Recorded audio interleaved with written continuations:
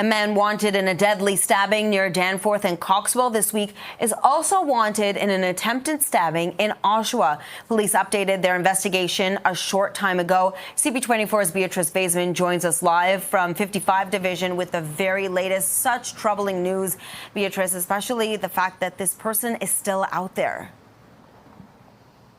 Certainly, and that's why the detective sergeant felt compelled to stand in front of these cameras, Arda, and actually do that appeal publicly, say, look, we are in a hurry to find this 24-year-old suspect. The reason being is now accused in two violent incidents. The first one in Durham, the latest one here in Toronto, a homicide that happened on Tuesday night around 11 o'clock here at Danforth near Coxwell. Let's show you the photograph of the person that police are looking for. 24-year-old Anthony Stephen Oliveira, no fixed address. He is now wanted for first-degree murder. Police alleging that he stabbed the victim, a 35-year-old man, more than 20 times on Tuesday night.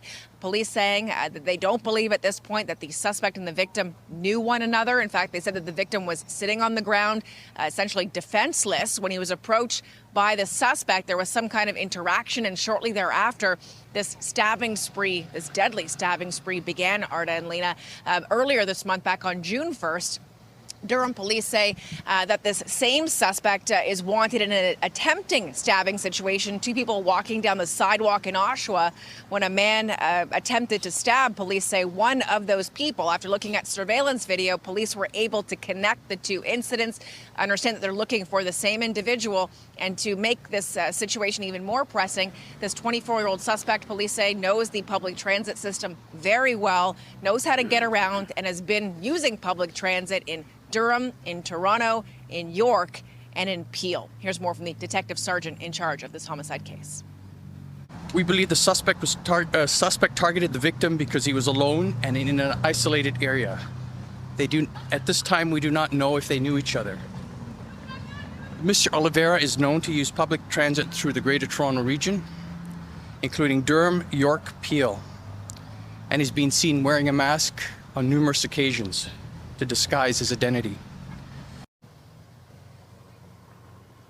Let's bring in someone who knows how to navigate a homicide investigation. Our crime analyst, Steve Ryan.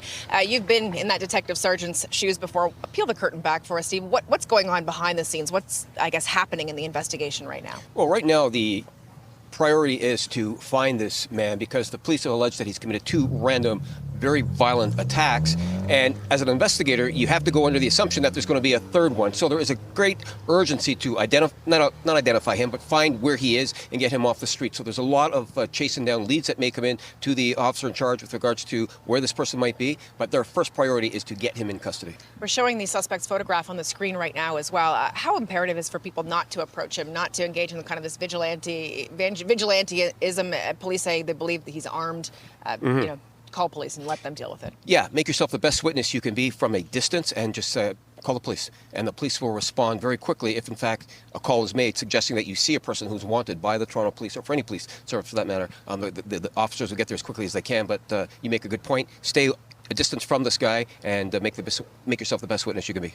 When it comes to the actual crime in itself, Steve, you were listening to the details of this crime that police are alleging happened on Tuesday night, that someone was stabbed more than 20 times. What does that tell you about the motive and what even may have happened in the minutes leading up to that? So 20 stab wounds typically would be considered overkill, and it's either very personal, which you typically see in a domestic situation where an intimate partner would stab their partner that many times. That would suggest there's some sort of personal animus that goes on. The other option would be if, in fact, this person was suffering from some sort of crisis. And I would suspect, based on my past experience, that this man is suffering from a crisis and he might hit again. So this is very urgent for the police to find him. How tough is it now for police to navigate this? You've got two different jurisdictions. You've got Durham, you've got Toronto, but he knows how to use the buses and the subways and the streetcars in York and Peel and elsewhere in the GTA. I mean, doesn't that make it a little bit more pressing as well for police to find this individual? Well, it does, and it shows that the guy is mobile. I mean, he's capable to go from one region to the other. So there'll be a lot of sharing of information when it comes to intelligence and collaboration. And at some point in time, both services or another service may come up with a location as to where this guy is. All right, Steve, thanks so much. You got it. We also heard the detective sergeant, Lena and Arda, saying that they've added these bulletins to all of the transit operators in the GTA so they too can keep their eyes open if this 24-year-old suspect does board any transit system in our region.